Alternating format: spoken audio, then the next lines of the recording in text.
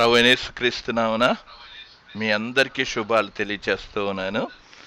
మనం ఈ సమయంలో పరిశుద్ధాత్మ శాస్త్రంలోనికి మనం వెళ్దాం. పరిశుద్ధాత్మ శాస్త్రంలో 4వ ప్రశ్నను గురించి మనం ఆలోచన చేస్తూ ఉన్నాం. పరిశుద్ధాత్మ దేవుడని బైబిల్ మనకు బోధిస్తుందా అనే ప్రశ్నలో మనం గమనించాం. అందులో పరిశుద్ధాత్ముడు దేవుడు అని చెప్పడానికి ఆయనకున్న దైవిక నామాలే, దైవిక నామములు అనేది. ఈ దైవిక నామములు బట్టే దేవుడు అని మనం స్పష్టంగా మనకు అర్థమవుతుందని నేను మీకు గతంలో మీకు తెలియచేశాను. అందులో ఎంతమంది మీరు ఆలోచన చేశారో నాకైతే తెలియదు. మనం పరిశుద్ధాత్మకు చాలాసార్లు కూడా దేవుడు లేకపోతే మన దేవుడు గురించి మనం ఎవ్వరం కూడా పేర్లు పెట్టనవసరం లేదు. దేవుడు అని ఆయనే చెప్పుకున్నాడు. చాలాసార్లు ఇతర మతాల్లో వారు దేవుడికి పేరు పెడుతూ ఉన్నారు. కానీ బైబిల్ నందు దేవుడు తానే దేవుడని చాలా స్పష్టంగా చెప్పుకున్నాడు. అందుకే తనకున్న ఆ బిరుదులను బట్టి, టైటిల్స్ని బట్టి తాను దేవుడని పదే సార్లు దేవుని వాక్యంలో చెప్పుకున్నట్లుగానే మనం చూస్తూ ఉన్నాం. మీరు బైబిల్ని చదువుతూ ఉన్నప్పుడు ఆ మాటలు ఇవన్నీ కూడా మీరు గమనించగలరు. ఏమని గమనించగలరు అని అంటే, అబ్రహాముతో మాట్లాడుతున్నప్పుడు ఏమని మాట్లాడాడో ఒకసారి నేను మీకు చదివి వినిపిస్తూ ఉన్నాను, చూడండి. ఆదికాండంలోనికి వెళ్దాం. ఆదికాండంలోనికి వెళ్ళినప్పుడు ప్రభువు చాలా చక్కగా మాట్లాడుతూ వచ్చారు. మీరు 17వ అధ్యాయంలోనికి వెళ్ళినప్పుడు చూడండి, 1వ వచనంలో నేను సర్వశక్తి గల దేవుడను అని చెప్పుకుంటూ వచ్చాడు. తానే చెప్పుకుంటూ ఉన్నాడు, నేను సర్వశక్తి గల దేవుడను అనేది. అలాగే మోషేతో మాట్లాడుతున్నప్పుడు మోషేతో కూడా చెప్పాడు, నేను ఉన్నవాడను అనువాడను అని చెప్పాడు. తనంతట తానే తన పేర్లు చెప్పుకుంటున్నట్లుగా చూస్తూ ఉన్నాం. చాలాసార్లు మీరు గమనిస్తూ ఉన్నప్పుడు ఇతర మతస్థులందరూ కూడా మన మీద దాడి చేయడం అనేది జరుగుతూ ఉంటుంది. మీరు గమనించినప్పుడు, అయ్యా, ఎక్కడైనా సరే యేసు ప్రభు వారు కూడా దేవుడని చెప్పుకున్నారా అనే ప్రశ్న కూడా చాలామంది వేస్తూ ఉంటారు. వేసినప్పుడు యేసు ప్రభు వారు చాలా చక్కగా చెప్పుకుంటూ వచ్చారు. మీరు యోహాను సువార్త చదువుతున్నప్పుడు 7 ఆయామ్స్ కనబడతాయి, నేనే అనే విషయాన్ని. నేను అనే మాట ఆయనంతటా ఆయనే చెప్పుకున్నారు. నేను వెలుగునై ఉన్నాను, నేను జీవమునై ఉన్నాను, నేను సత్యమునై ఉన్నాను, నేనేమ్మా అని ఆయనంతటా ఆయన చెప్పుకున్నాడు. సాధారణంగా మనుషులు దేవుడికి పేర్లు పెడుతూ ఉంటారు. ఇక్కడ దేవుడికి పేర్లు పెట్టడం మనం కాదు. అలాగా మనం దేవుళ్లను నిర్మించుకుని మనం దేవుళ్ళకి పేర్లు పెడుతూ ఉన్నాం. కానీ ఇక్కడ గమనించవలసిన విషయం ఏంటంటే, దేవుడు తనంతట తానే నేను ఉన్నవాడను. మీరు ప్రకటన గ్రంథంలో చదువుతున్నప్పుడు అల్ఫయు ఒమేగయు నేనే, ఆదియు అంతము లేనివాడను అనే మాటలు తనంతట తాను చెప్పుకుంటున్నట్లుగా మనం చూస్తూ ఉన్నాం. అలాగే పరిశుద్ధాత్ముడు కూడా తనంతట తానే తనకున్న నామములను బట్టి, తనకున్న టైటిల్స్ని బట్టి, నేమ్స్ని బట్టి మనం పరిశుద్ధాత్ముడు దేవుడు అనే విషయాన్ని తనంతట తానే చెప్పుకుంటున్నట్లుగా చూస్తున్నాం. మనం దేవుడికి పేర్లు పెట్టనవసరంలా. కనుక దేవుడు అనే దాన్ని మనం గమనిస్తున్నప్పుడు, అందుకే చాలా మీకు రుజువులన్నీ కూడా చూపిస్తూ వచ్చాను. కనుక ఇంకా మీరు బాగా అర్థం చేసుకోవడానికి మరొక విషయాన్ని కూడా నేను మీకు చెప్పాలి. నేను మార్నింగ్ ప్రేయర్స్కి వెళ్తున్నప్పుడు 8 నుంచి 9 వరకు చర్చ్లో ప్రేయర్స్ జరుగుతాయి. అందరం కలిసి ప్రార్థన చేస్తాం. ఆ ప్రార్థనలో మేము అయిపోయిన తర్వాత ఒక ఒక 10 మినిట్స్ 15 మినిట్స్ నిన్నటి దినమున జరిగిన కార్యక్రమాల గురించి వాక్యాన్ని గురించి డిస్కస్ చేస్తూ ఉంటాం. ఆ సమయంలో వాళ్ళతో మాట్లాడుతూ వచ్చాను. మీరు ఆదికాండం 2వ అధ్యాయాన్ని మీరు చదువుతున్నప్పుడు ఆదాము దగ్గరికి ఒక్కొక్కరిని తీసుకొస్తూ వచ్చాడు. ఒక్కొక్క వస్తువుని ఒక్కొక్క జంతువులను జీవరాశులను తీసుకొస్తూ వచ్చాడు. ఆ జంతువులను ముందు ఉంచినప్పుడు ఆదాము వాటికి పేర్లు పెట్టినట్లుగా చూస్తూ ఉన్నాం. ఆదాము వాటికి పేర్లు పెట్టాడు. దేవుడు సృష్టించిన వాటికి పేర్లు పెట్టాడు. కానీ ఆదాము ఒకవేళ సృష్టికర్తకు పేరు పెట్టలేదు. ఈ రోజున ఇది గుర్తుపెట్టుకోవాలి చాలాసార్లు. మనం తండ్రి అయిన దేవునికి కానీ కుమారుడైన దేవునికి కానీ పరిశుద్ధాత్మకు కానీ మనం పేర్లు పెట్టనవసరం లేదు. ఒకవేళ మీ అనుభవాల్లో అనొచ్చు, మీ మనసులోకి రావచ్చు, మరి హాగరు ఒక పేరు పెట్టింది కదా అండి అని అంటూ మనం చూచుచున్న దేవుడు ఎలోహిం తన అనుభవంలో దేవుడు చూచాడు అనే విషయాన్ని పెట్టింది. యెహోవా ఈరే అనే విషయాన్ని అక్కడ దేవుడు చూసుకుంటాడు అనే దాన్ని మన అనుభవాలు గుండా వెళ్తున్నప్పుడు పేర్లు పెట్టినవి. కానీ దేవుడికి మాత్రం ఎలోహిం, ఎల్ అనేది, యావే అనేది, ఇవన్నీ కూడా సర్వశక్తి గల దేవుడను, సర్వోన్నతుణ్ణి, మహోన్నతుణ్ణి, మహాఘనుడని, ఇవన్నీ కూడా తను చెప్పుకున్నవి. కనుక దేవునికి మనం ఏమాత్రం కూడా నామాలు పెట్టనవసరం లేదు. దేవుడు తనంతట తానే బయలుపరుచుకుంటున్నట్లుగా చూస్తున్నాం. నేను దేవుడను అనే విషయాన్ని చాలా స్పష్టంగా తెలియచేస్తున్నట్లుగా చూస్తూ ఉన్నాం. ఇది మానవుడు కనిపెట్టిన బిడుదలు కావు. ఇది దేవునికున్న బిడుదలను బట్టి దేవుడు అనే విషయాన్ని, ఆ దైవిక నామాలను బట్టి దేవుడు అని మనం గ్రహించగలుగుతూ ఉన్నాం. ఇది మొట్టమొదటి విషయాన్ని గురించి నేను చెప్పాను. ఇందులో ఈ విషయాలను దైవిక నామముల బట్టి, ఆధారణ బట్టి మనం దేవుడు అని చెప్పుకున్నాం. అవి పోయిన క్లాస్లో మనం ఆలోచన చేశాం. మరి ఈ క్లాస్లో మనం ఆలోచన చేయాల్సింది ఏంటంటే, ఆయనకు దైవిక గుణలక్షణాలను బట్టి, యాట్రిబ్యూట్స్ అంటారు దీన్ని, దైవిక గుణలక్షణాలను బట్టి ఆయన దేవుడు అనే విషయాన్ని మనకు అర్థమవుతుంది. దైవిక గుణలక్షణాలను గురించి మనం ఈ క్లాస్లో మనం ఆలోచన చేద్దాం. ఇది 2వ నిదర్శనము, లేకపోతే ఎవిడెన్స్, రుజువు, సాక్ష్యము అని చెప్పచ్చు. పరిశుద్ధాత్మకు దైవిక గుణలక్షణాలు ఉన్నాయి. పరిశుద్ధాత్మకు కొన్ని గుణలక్షణాలను అన్నప్పుడు, వాటిని గురించి ఆలోచన చేస్తున్నప్పుడు అవన్నీ కూడా దేవుడు అని మనకు స్థిరపరుస్తున్నట్లుగా చూస్తూ ఉన్నాం. దాన్ని దేవుడని స్థిరపరచగలం కూడా. ఈయన దేవుడు అనేది, ఈ గుణలక్షణాలను పట్టిస్తున్నప్పుడు మనం 2 కోవలుగా, 2 టైప్స్గా మనం విభజించవచ్చు. వీటిని 2 విధాలుగా విభజించడంలో దేవునికి ఉన్న గుణమే దేవుని యొక్క వ్యక్తిత్వాన్ని రూపొందిస్తుంది, వర్ణిస్తుంది అనే విషయాన్ని ఇవి గుర్తుపెట్టుకోవాలి మనం. దేవుని గుణలక్షణాలు అవి దేవుని యొక్క సారాంశం. అవి నేను దేవుణ్ణి అనే మనం చేయనవసరం లేదు. ఆయన గుణలక్షణాలను బట్టే మనం దేవుడు అనేది నిర్ధారణ చేయొచ్చు. అందులో మనం ఈ పఠనంలో మనం పఠిస్తూ ఉన్నప్పుడు మనం ప్రాముఖ్యంగా గమనించవలసింది ఏంటంటే, ఇది 2 కోవలు, 2 రకాలు అనే విషయాన్ని గురించి. సంభాషించలేని గుణలక్షణాలు ఉన్నాయి. దేవుణ్ణి గురించి మనం వర్ణించలేం. ఇదంతా కూడా మనం ఒకవేళ ఇన్కమ్యూనికబుల్ యాట్రిబ్యూట్స్ అంటారు దీన్ని. దేవుణ్ణి ఆ యొక్క సంభాషించలేని గుణలక్షణాలు అనేవి.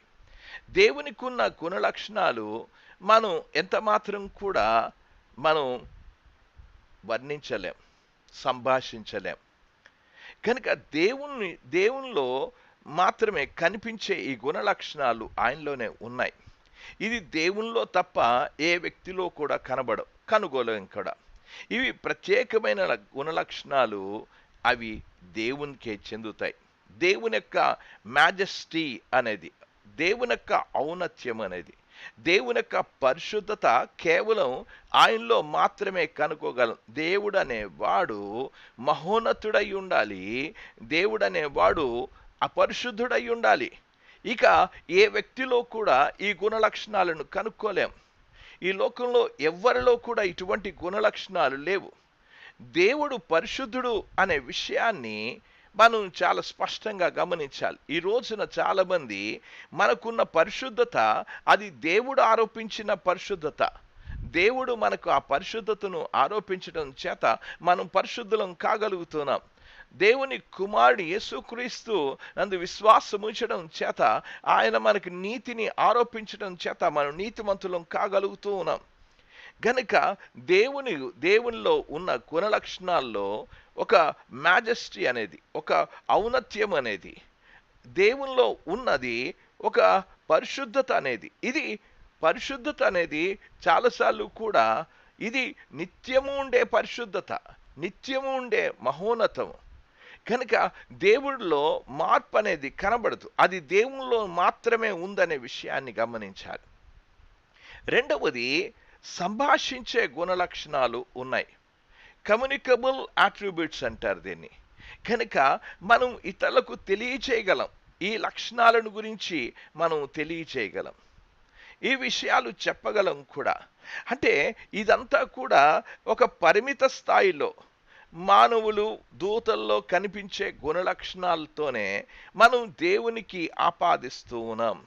దేవునిలో కూడా అలాంటి గుణ లక్షణాలు చదువుతూ ఉన్నాం. ఒకవేళ మానవుడు ఆధ్యాత్మికంగా పరిపూర్ణంగా ఎదుగుతూ ఉంటే కనుక ఈ లక్షణాలు మానవుల్లో కూడా చూడగలం. మనం గమనించవలసింది ఏంటంటే, మానవులు పరిమితులు, ఆ యొక్క నిమిత్త మాత్రులు. దూతలు కూడా పరిమిత స్థాయి వరకే వారిని చూడగలం, వారిలో గుణ లక్షణాలు చూడగలం.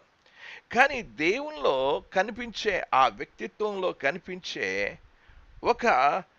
ఒక అమోఘమైన గుణ లక్షణాలు కనబడుతూ ఉన్నాయి.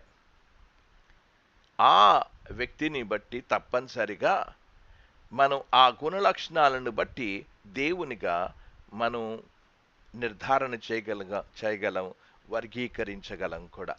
ఈ సిద్ధాంతాన్ని జాగ్రత్తగా అధ్యయనం చేసినప్పుడు పరిశుద్ధాత్మ విషయంలో ఇది ఖచ్చితంగా మనం చూడగలం.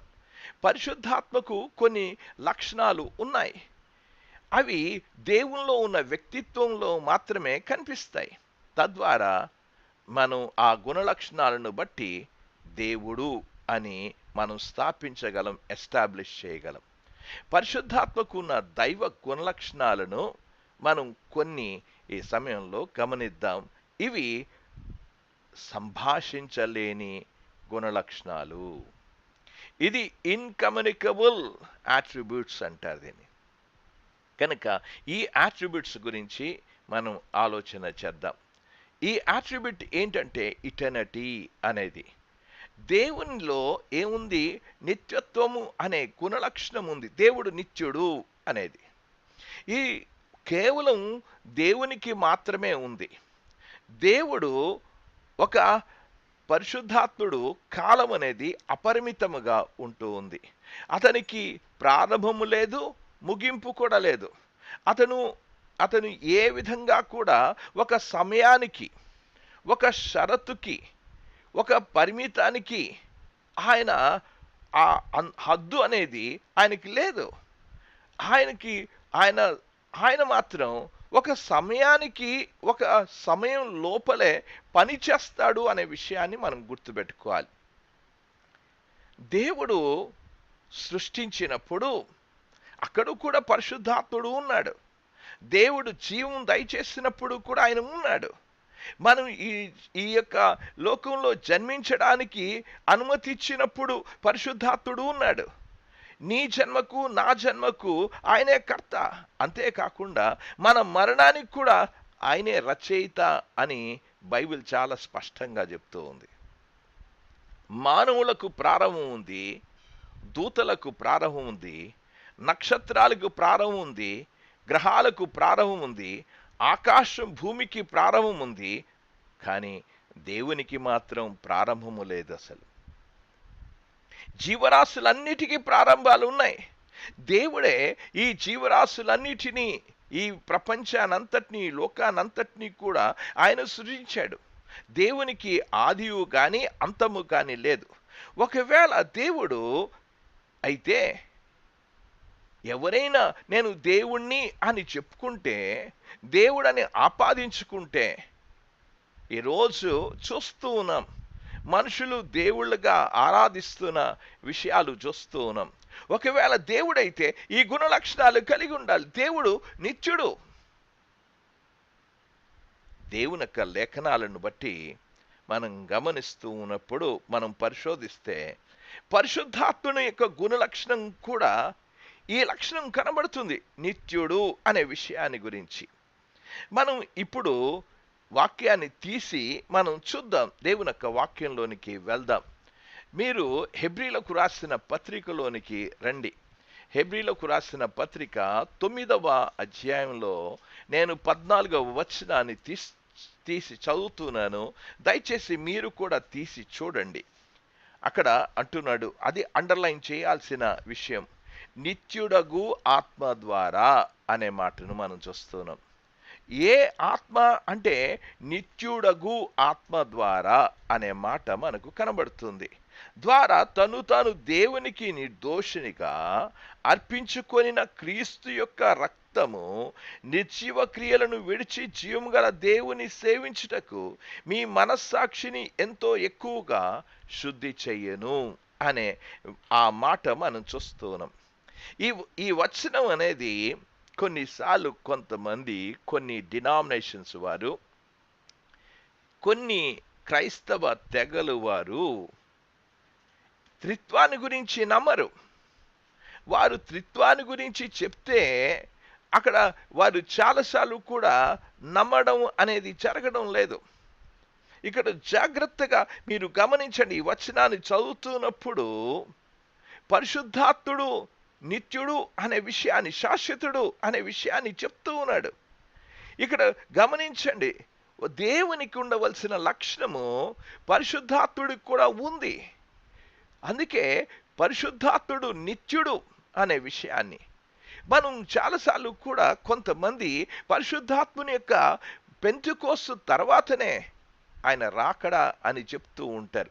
అక్కడ కాదు, ఇక్కడ ఈ వచనాన్ని చదవాలి.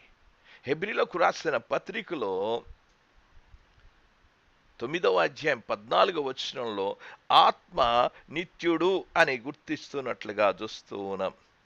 అంటే ఇక్కడ గమనించవలసిన మరొక విషయాన్ని కూడా చూడండి.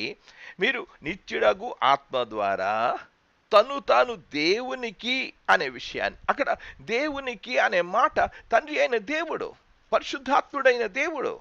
ఇంకేమన్నాడు? క్రీస్తు అనే విషయాన్ని చెప్పాడు.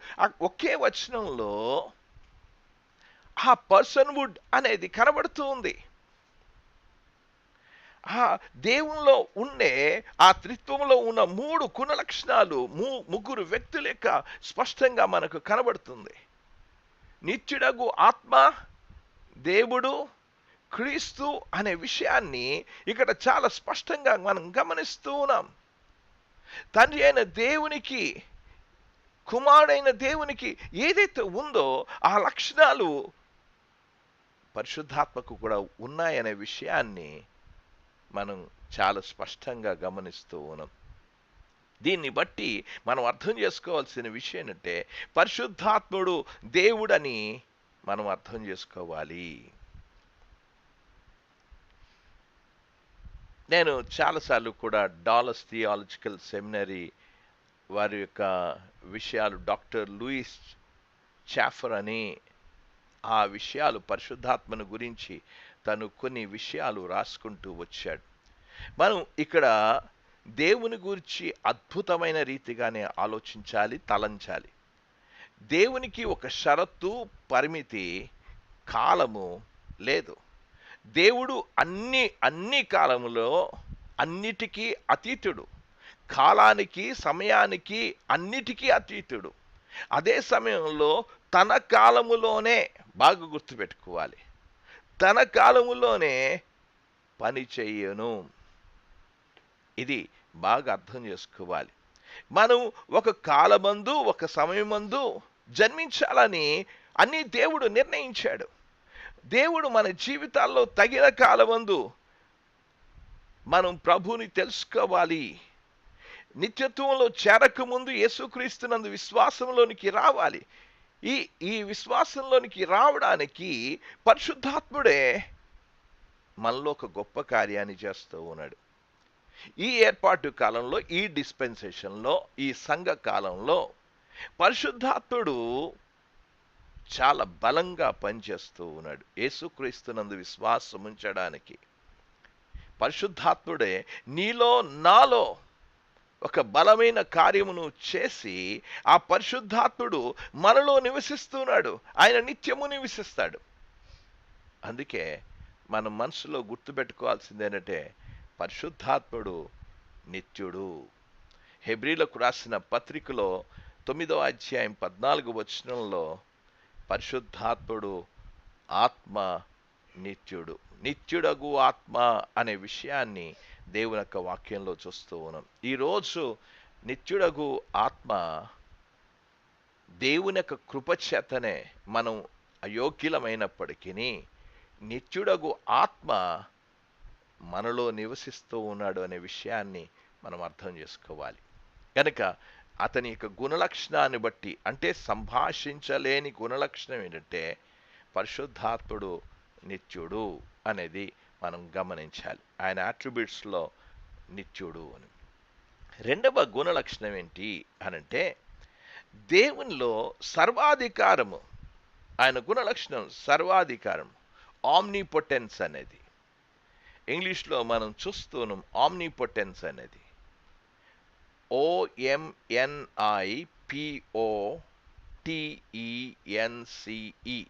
ఆమ్నిపొటెన్స్ అనేది.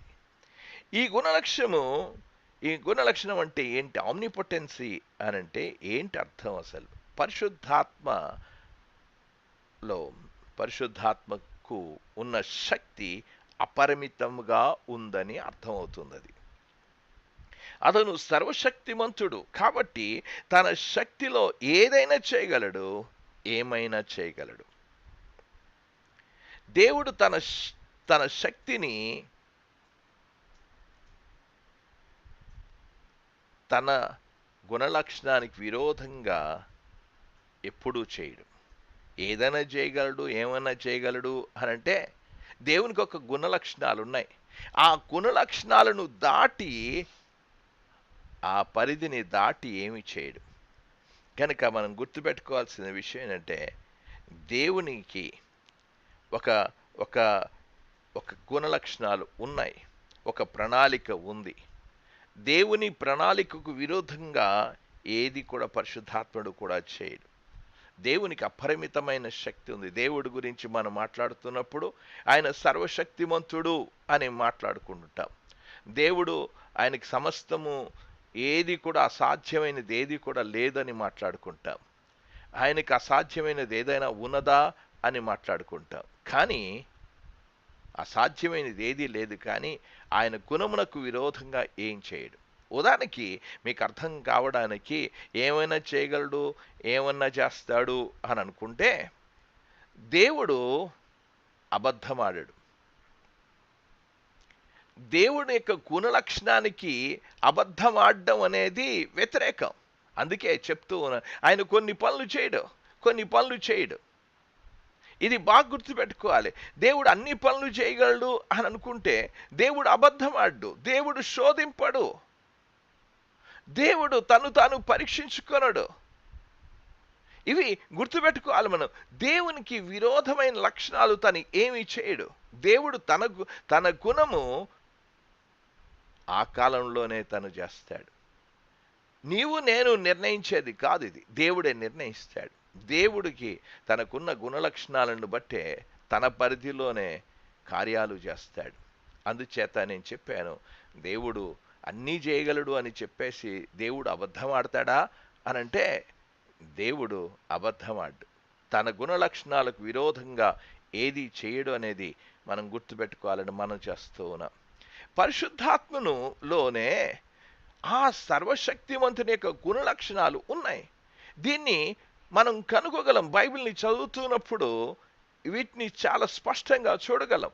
ప్రత్యేకంగా ఈ ఏర్పాటి కాలంలోనే పరిశుద్ధాత్ముడు విస్తృతంగా పనిచేస్తూ ఉన్నాడు. పరిశుద్ధాత్ముడు సర్వశక్తిమంతుడు అనడానికి దేవుని యొక్క వాక్యాన్ని దయచేసి తీసి చూడండి. ఆదికాండంలోనికి వెళ్దాం. ఆదికాండము 1వ అధ్యాయము 2వ వచనాన్ని చదువుకుందాం మనం. ఆ 2వ వచనంలో, భూమి నిరాకారముగాను శూన్యముగా ఉండెను, చీకటి అగాధ జలముల పైన కమ్మి ఉండెను, దేవుని ఆత్మ.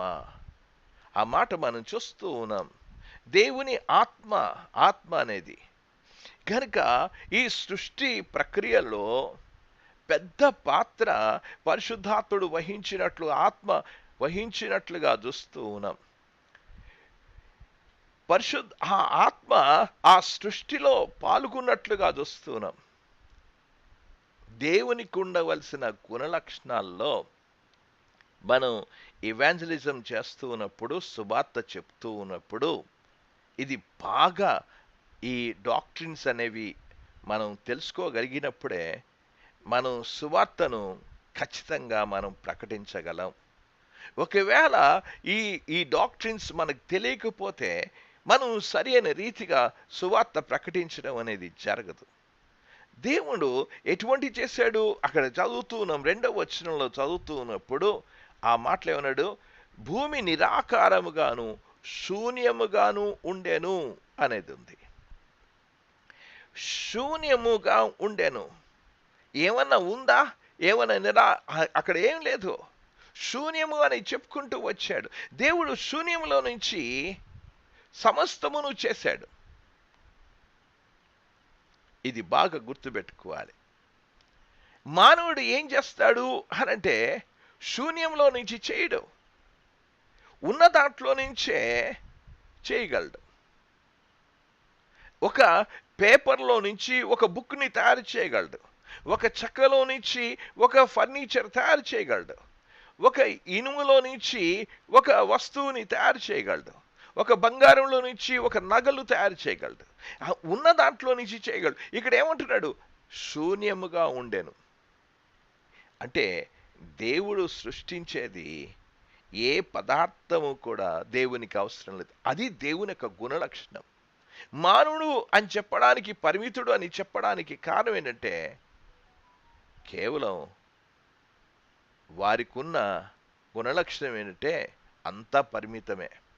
కానీ దేవునికి అపరిమితమైన శక్తి ఉంది అనే విషయాన్ని మనం గమనించాలి. దేవుడు ఒక నమూనాని సృష్టించాడు, దానికి ఏ పదార్థం కూడా అవసరం లేదు. దేవుడు ఆ మాటలు మనం చదువుతున్నాడు, పలకగా అనే మాట మనం గమనిస్తున్నాం. దేవుడు ఆకాశాన్ని, భూమిని, సముద్రాన్ని, లేకపోతే సూర్యుణ్ణి, చంద్రుణ్ణి, గ్రహాలను, నక్షత్రాలను, జంతువులను, ఆయన అంతా కూడా పలకగా అని చూస్తున్నాం. ఒక అద్భుతమైన ఒక శక్తి కనబడుతూ ఉంది. అయ్యా, ఇదంతా కూడా మీరు మాట్లాడుతున్నారు, బానే ఉంది. దేవునిలో అపరిమితమైన శక్తి ఉందని చెప్పారు కదా. ఇప్పుడు మనం దేవుని యొక్క వాక్యంలో మరొక వచనాన్ని కూడా మనం చూద్దాం. పేతురు రాసిన పత్రికలోనికి వెళ్దాం. పేతురు రాసిన పత్రికలోనికి వెళ్దాం.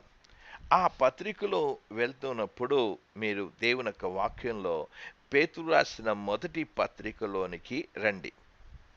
మొదటి పత్రికలో ఇక్కడ కూడా ఒక అద్భుతమైన వచనాన్ని మనం చూడగలం, ఒక ప్రాముఖ్యమైన వచనం. ఇక్కడ కూడా దేవునిలో ఆ సభ్యులను గురించి చాలా స్పష్టంగా చెప్పాడు. 18వ వచనంలో చదువుతూ ఉన్నాను. ఏలనగా మళ్ళను దేవుని యొద్దకు తెచ్చుటకు, అక్కడ తండ్రి అయిన దేవుడు గురించి ఉంది. అనీతిమంతుల కొరకు నీతిమంతుడైన క్రీస్తు అనే మాట ఉంది. ఆ తర్వాత ఇంకేమన్నాడు? ఆ మాట చెప్పి, క్రీస్తు శరీర విషయంలో చంపబడి ఆత్మ విషయములో బ్రతికింపబడి అనే విషయాన్ని చూస్తూ ఉన్నాం. ఇక్కడ చాలా స్పష్టంగా మనం గమనిస్తున్న ఈ విషయాన్ని, ఇక్కడ ఆత్మ, ఆ మాటను గమనించాలి. మనం ఆత్మ విషయంలో బ్రతికింపబడి అనే మాటను చూస్తూ ఉన్నాం. ఈ క్రొత్త నిబంధనలో యేసుక్రీస్తు మృతుల్లో నుండి లేపబడడానికి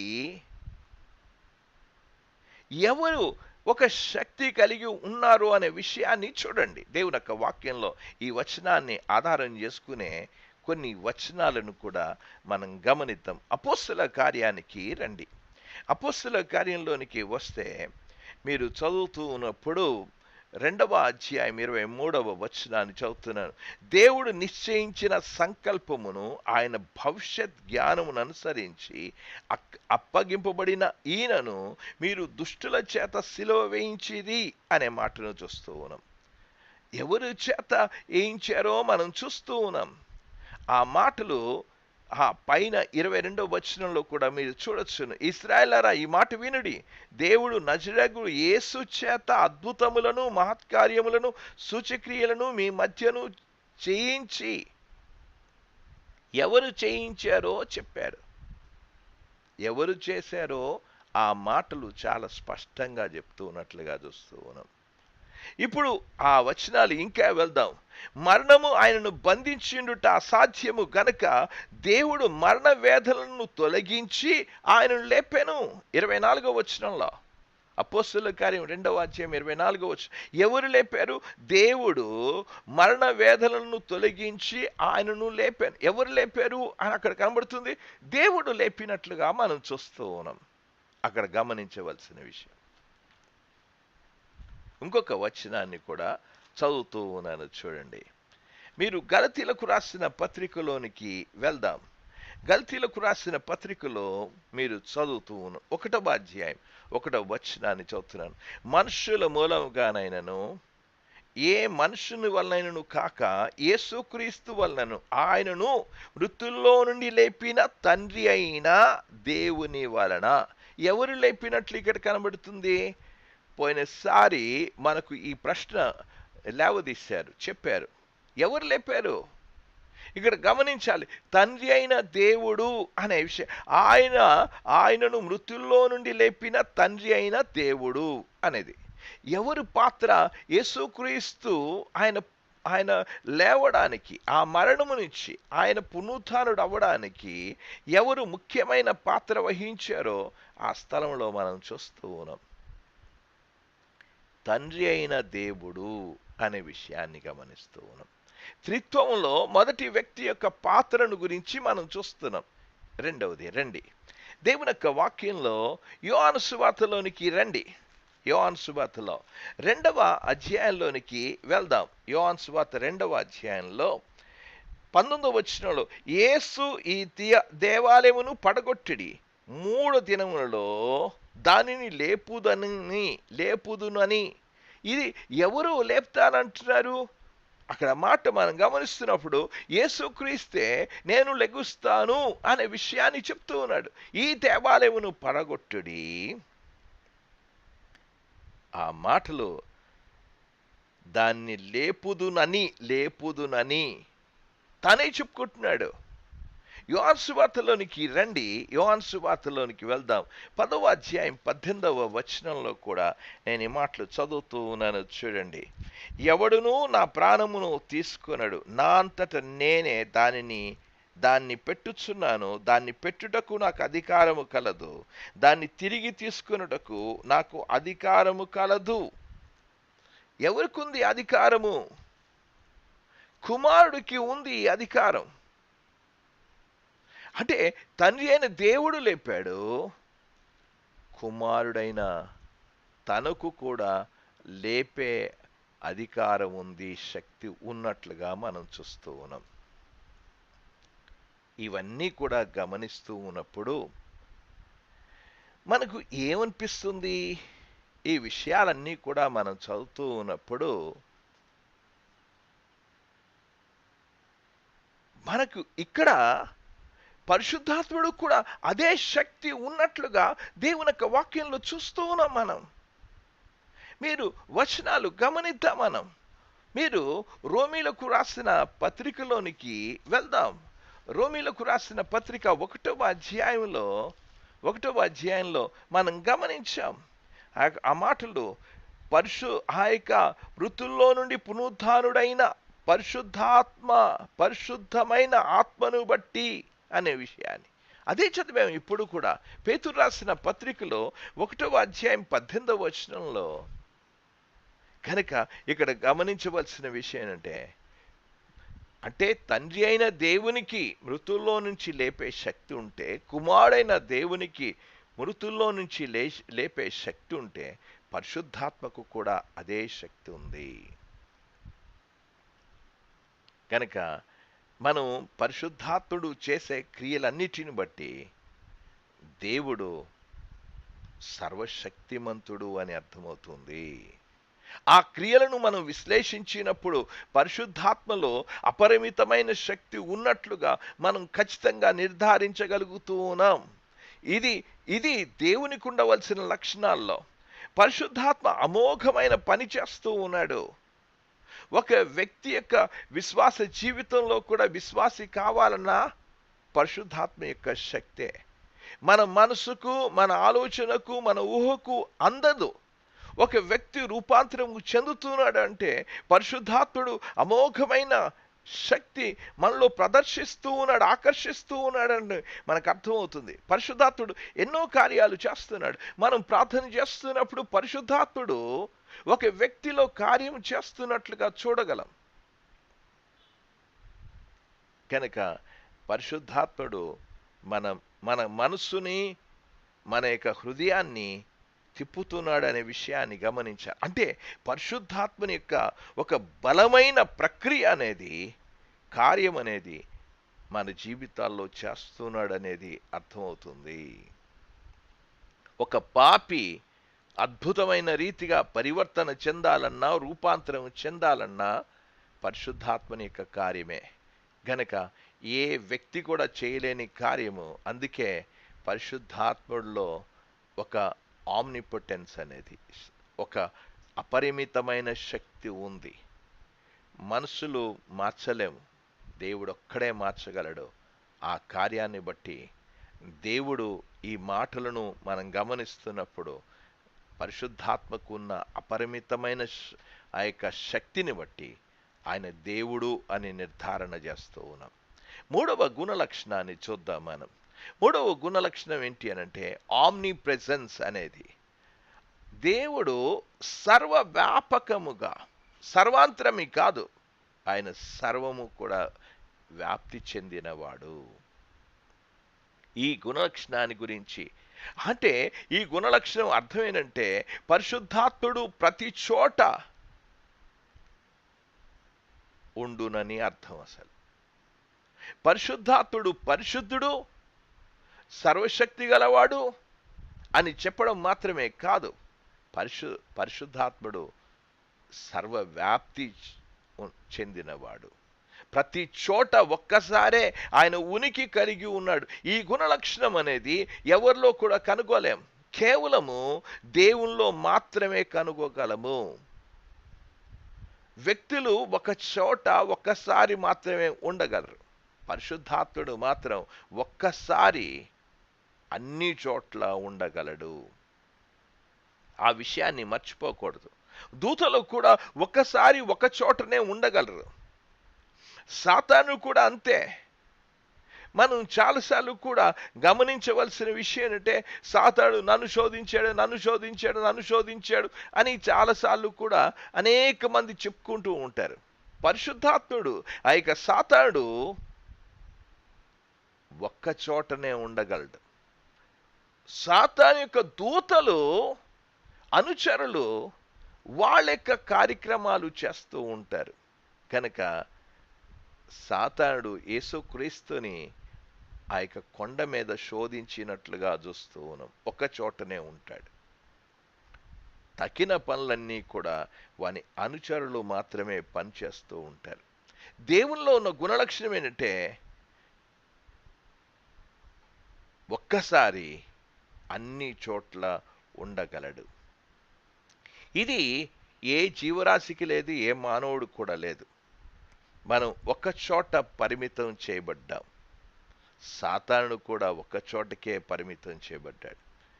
మనం దేవుని యొక్క వాక్యంలో చదువుతున్నప్పుడు 1/3 దూతలు సాతానుతో పడిపోయినట్లుగా చూస్తున్నాం. ఆ సంఖ్య ఏది ఏమైనప్పటికీ వాళ్ళు ఈ యొక్క ఆకాశమందు భూమిలో వారు దురాత్మ సమూహములు తిరుగుతున్నట్లుగానే మనం చూస్తున్నాం.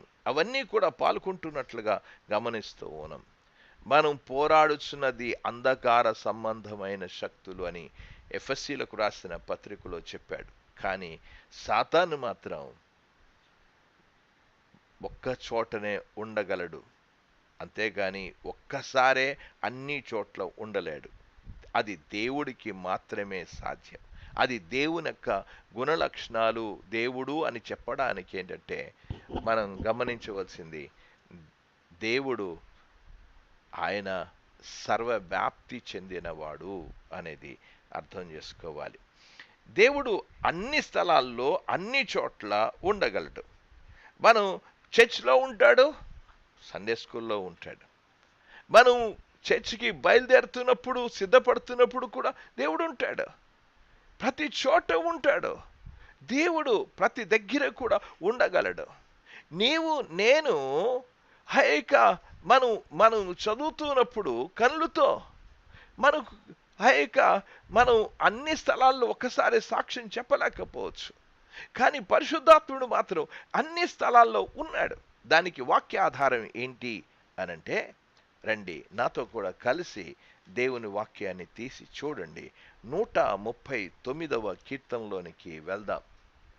139వ కీర్తనలోనికి వెళ్దాం. ఆ కీర్తన చదువుతూ నన్ను 7వ చరణాన్ని నుంచి, నీ ఆత్మ యుద్ధ నుండి నేనెక్కడికి పోవుదును, నీ సన్నిధి నుండి నేనెక్కడికి పారిపోవుదును. నేను ఆకాశముకెక్కినను, నువ్వు అక్కడ ఉన్నావు. నేను పాతాళమందు పండుకున్నను, నువ్వు అక్కడ ఉన్నావు.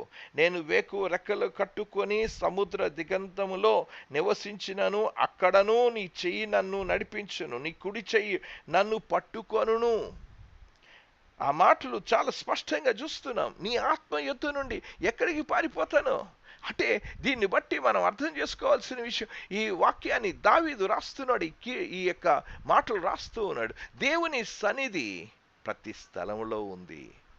నేను ఎక్కడికి వెళ్ళినా, నేను కొండకెక్కినా, సముద్రంలో వెళ్ళిపోయి సబ్మెరైన్లో నేను ఉండినా అక్కడ కూడా ఉన్నాడు దేవుడు. భూదిగంతముకు దిగిపోయిన అక్కడ కూడా ఉన్నాడు. కనుక ఈ వాక్యాలు అన్వయింపును బట్టి మనకు ఒక అద్భుతమైన విషయం మనకు అర్థమవుతుంది. దేవుని యొక్క ఆత్మ యొక్క ఉనికి నుంచి ఎవ్వరం కూడా తప్పించుకోలేము. దేవుని యొక్క ఉనికిలో నుంచి, దేవుని యొక్క ఆత్మ యుద్ధ నుండి ఎవరం కూడా తప్పించుకోలేము. ఏ సమయంలో అయినా, ఏ స్థితిలో అయినా, ఏ ప్రదేశంలో అయినా పరిశుద్ధాత్మని యొక్క ఉనికి నుంచి మనం తప్పించుకోలేం. దేవుని ఆత్మ నుండి ఎక్కడికి వెళ్ళలేము. ఈ గుణలక్షణము కేవలము దేవుడికే ఉంది. అందుకే పరిశుద్ధాత్ముడు దేవుడు అని నిర్ధారించడానికి ఆయన సర్వవ్యాప్తి చెందినవాడు అనే దానికి అది దేవునికే ఉన్న గుణలక్షణం, అది పరిశుద్ధాత్మకు కూడా ఉన్న గుణలక్షణం. అందుకే పరిశుద్ధాత్ముడు దేవుడు అని నిర్ధారణ మనం చేస్తూ ఉన్నాం. 4వ గుణలక్షణాన్ని గురించి మనం ఆలోచన చేద్దాం. ఈ 4వ గుణలక్షణం ఏంటి అనంటే, ఆమ్నిషెన్స్ అనేది. ఆయన సర్వజ్ఞాని, అనంత జ్ఞాని, సమస్తమును ఎరిగినవాడు. ఇది దేవుని యొక్క గుణలక్షణం. అంటే దేవుడు పూర్తిగా మరియు పూర్తి అపరిమితమైన జ్ఞానము కలిగినవాడు. అతనికి గతం తెలుసు, వర్తమానము తెలుసు, మరియు భవిష్యత్తు కూడా అన్నీ కూడా ఎరిగినవాడు. అన్ని వాస్తవాలు ఎరిగిన వ్యక్తి అనే విషయాన్ని, ఇది కేవలము దేవునికి మాత్రమే ఈ సామర్థ్యం ఉంది. ఆ సామర్థ్యమే పరిశుద్ధాత్మకు కూడా ఉంది. గనుక మనం ఈ ఈ యొక్క గుణ లక్షణాలను గురించి ఆలోచన చేస్తూ ఉన్నప్పుడు ఏంటి దేవుని వాక్య ఆధారాలు ఏంటి అని మనకు అనిపించవచ్చు. ఏం వాక్య ఆధారాలు అనేది, దేవుని వాక్య ఆధారాలు అనేది, రండి కొరింథీయులకు రాసిన మొదటి పత్రికలోనికి వెళ్దాం. రెండవ అధ్యాయంలో మనం నాతో కూడా కలిసి తీసి చూడాలని నేను మనవి చేస్తూ ఉన్నాను. 2వ అధ్యాయంలోనికి వెళ్దాం. 10వ వచనం, మనకైతే దేవుడు వాటిని తన ఆత్మ వలన బయలుపరిచి ఉన్నాడు. ఆ ఆత్మ అన్నిటినీ, దేవుని మర్మములను కూడా పరిశోధించుచున్నాడు. ఒక మనుషుని సంగతులు అతనిలోనున్న మనుష్యాత్మకే గాని మనుషులలో మరి ఎవనికి తెలియను. అలాగే దేవుని సంగతులు దేవుని ఆత్మకే గాని మరి ఎవనికి తెలియవు. ఈ మాటలు మనం చూస్తూ ఉన్నాం.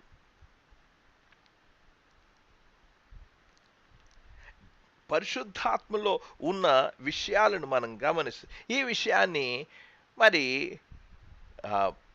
కొద్దిగా మనం ఈ విషయాన్ని గురించి మీకు అర్థమవడానికి నేను ఒక చిన్న ఎగ్జాంపుల్ మీకు చెప్తూ ఉన్నాను. మనకి ఇక్కడ చూస్తూ ఉన్నాం, నా చెయ్యి మీకు చూపిస్తున్నాను, 5 వేళ్ళు కనబడుతూ ఉన్నాయి. ఈ 5 వేలులో ఈ 2 మనం కలుసుకుంటాయి. కానీ ఈ 3 వ్యక్తులు మాత్రం, ఈ 3 వేళ్ళు ఉన్నాయి చూసారా, ఆ 3 వేళ్ళు మాత్రం మనం ఇలాగే కలుసుకోగలుగుతూ ఉన్నాయి. మీరు వీడియో ఆన్ చేసుకున్న వాళ్ళకి కనబడుతుంది. ఈ 3 వేళ్ళు కనబడుతూ ఉన్నాయి.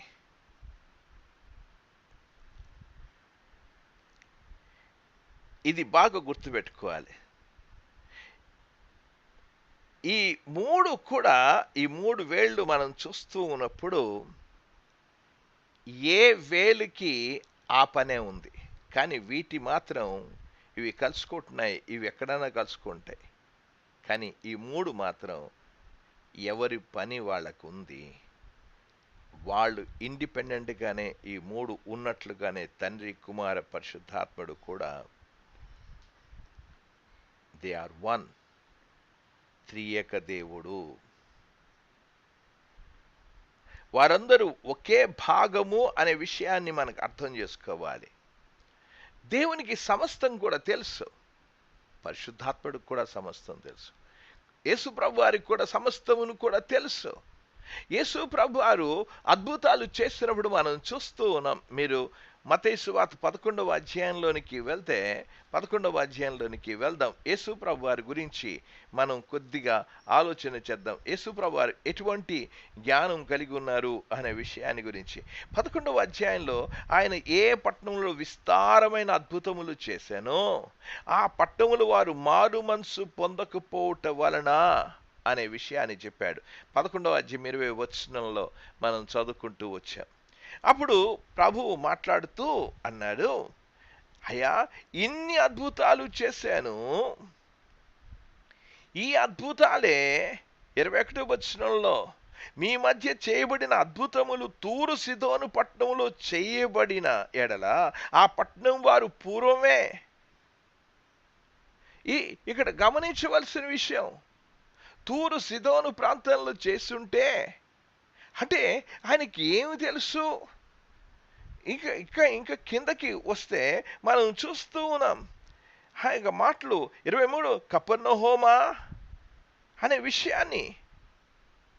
అంటే ప్రభువుకి ఏమేమి తెలుసు, ఎవరు మారు మనసు పొందుతారు, ఎవరు మారు మనసు పొందరు. ఆయన సర్వమును ఎరిగిన వ్యక్తి. ఆయనక ప్రభువుకు ఉన్న జ్ఞానము, దేవుడు సమస్తమును ఎరుగును, క్రీస్తు కూడా సమస్తమును ఎరుగును.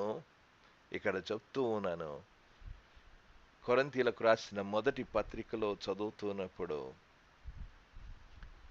ఆయన కూడా పరిశుద్ధాత్ముడు కూడా సమస్తమును ఎరుగును. అందుకే ఆ వచనాలు నేను మీకు చూపిస్తూ వస్తూ ఉన్నా. దేవుని యొక్క వాక్యంలో కొరింథీయులకు రాసిన పత్రికలోనికి మొదటి పత్రిక 2వ అధ్యాయంలోనికి రండి అంటున్నాడు. ఆ ఆత్మ అన్నిటినీ ఆ ఆత్మ అన్నిటినీ ఈ విషయాలు మనం బాగా గుర్తుపెట్టుకోవాలి. దేవుని ఆత్మకు, పరిశుద్ధాత్మకు అన్నీ కూడా తెలుసు అనే విషయాన్ని మనం చూస్తూ ఉన్నాం.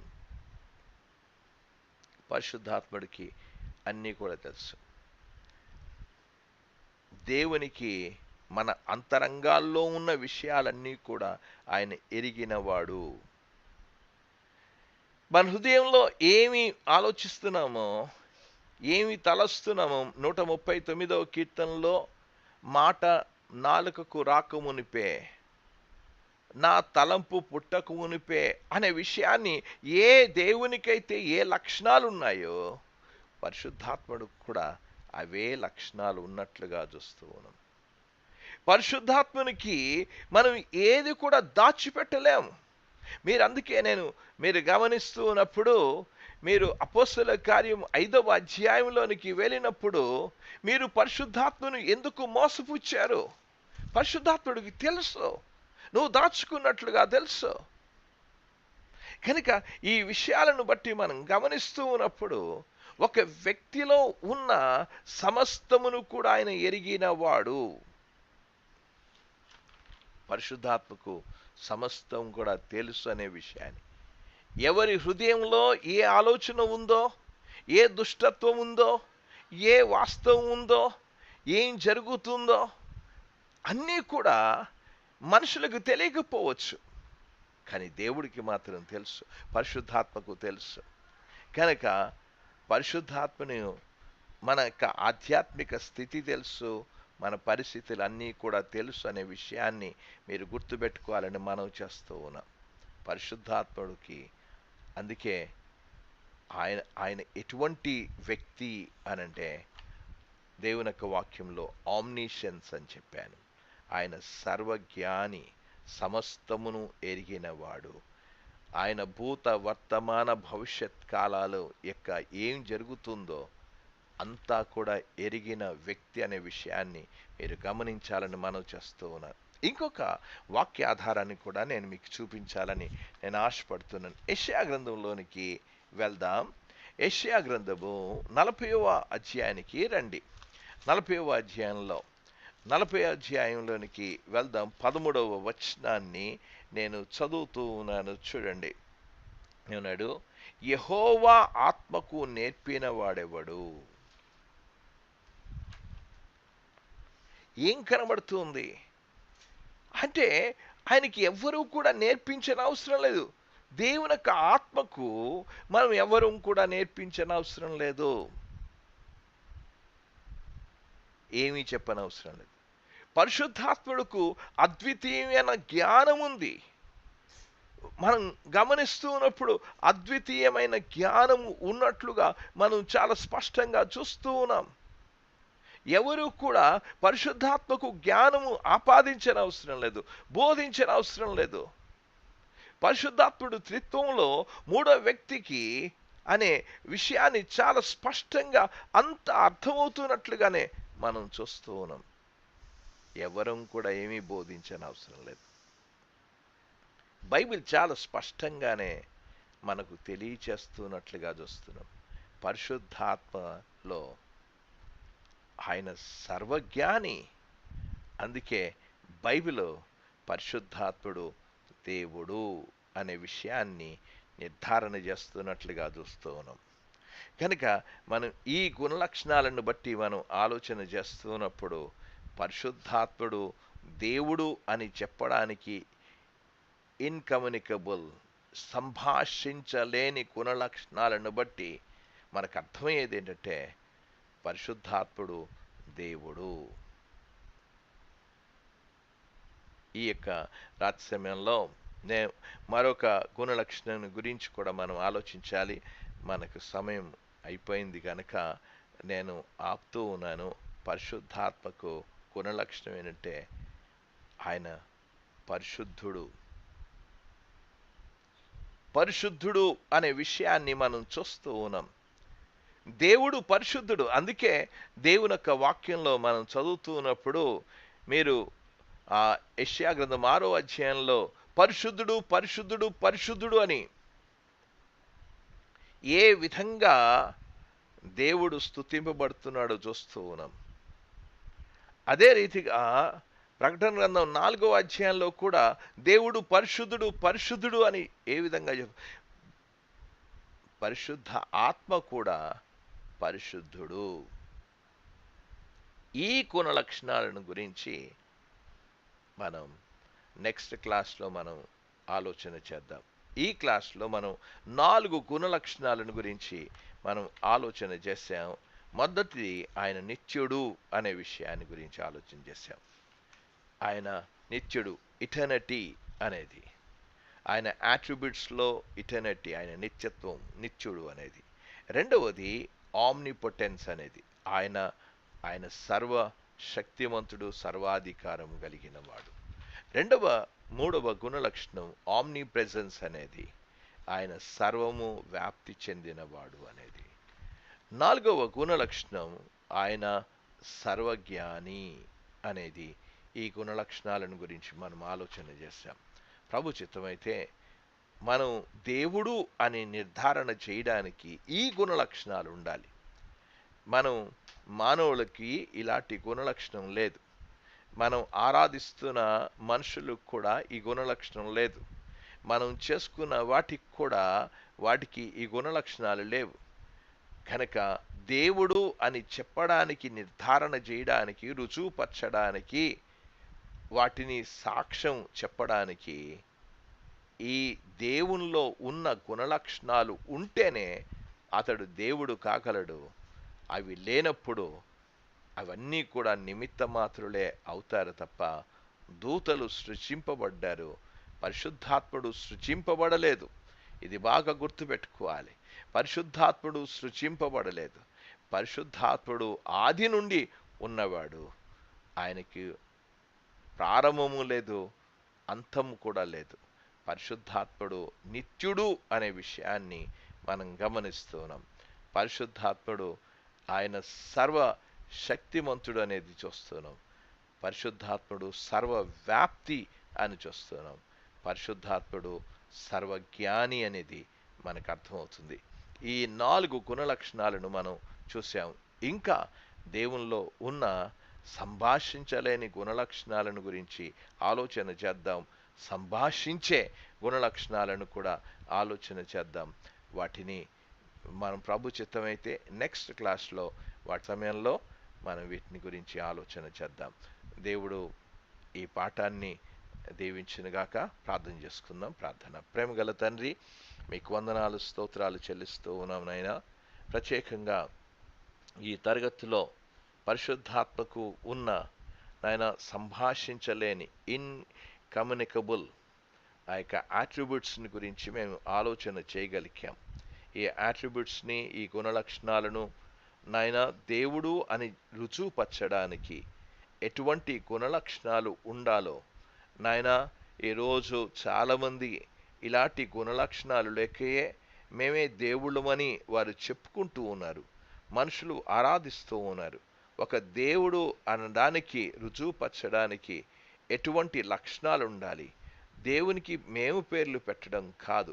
మీరే ప్రభువా, మీరు మీ అంతటా మీరు, నేను ఆదియు అంతము లేనివాడను, నేను అల్ఫయు ఒమేఘయు నేనే సృష్టికర్తను, నేను సర్వశక్తి గలవాడను, నేను సర్వోన్నతుడని, నేను పరిశుద్ధుడు అని మీరంతటా మీరే చెప్పుకొని నాయనా మీ యొక్క గుణలక్షణాలను, మీ యొక్క బిడుదలను మీరు రుజువుపరుచుకుంటూ మీరు ప్రభువా మాకు ప్రత్యక్షపరుచుకున్నారు. మీకు వందనాలు, స్తోత్రాలు చెల్లిస్తూ ఉన్నాం. ఈ రాత్రి సమయంలో ఈ తరగతిలో చేరిన ప్రతి బిడను కూడా మీరు జ్ఞాపకం చేసుకోండి. ఈ యొక్క న్యూమటాలజీ అనేది దేవా, ఈ యొక్క డాక్ట్రిన్ని మేము పర్ఫెక్ట్గా నేర్చుకోవడానికి సహాయం చేయండి. ప్రతి వచనాన్ని మేము చదువుతూ అర్థం చేసుకుంటూ మేము ప్రభువా నాయన ఒక లోతైన పఠన మేము చేయడానికి మీ కృప అనుగ్రహించండి. వీళ్ళందరినీ కూడా మీరు బలపరచమని, ఈ తరగతిలో చేరిన ప్రతి ఒక్కరు కూడా మంచి అవగాహనను మీరు ప్రసాదించండి, ఆసక్తిని ఇవ్వండి. వారు క్రమబద్ధంగా దేవుని నాయన వాక్యాన్ని చదువుతూ క్లాసులకి అటెండ్ అవ్వడానికి పరిస్థితులను సమయాన్ని మీరే అనుకూలపరచమని యేసు ప్రభు వారి పరిశుద్ధమైన నామమున ప్రార్థించి వేడుకుంటున్నాము తండ్రి. ఆమేన్.